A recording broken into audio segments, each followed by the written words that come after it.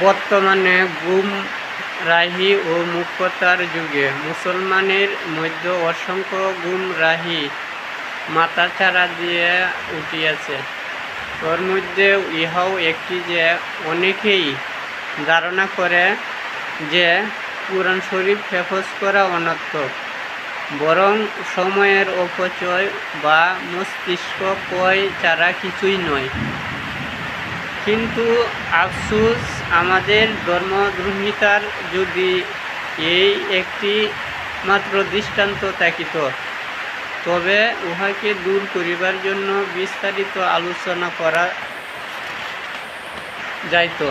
কিন্তু যেখানে আমাদের প্রত্যেকের চাঞ্চল্যই একটি বিরাট রোগ, সেখানে কোনো কোনো রোগের চিকিৎসা করা হইবে ও কোনো কোনো অভিযোগের প্রতিকার করা হইবে। সমস্ত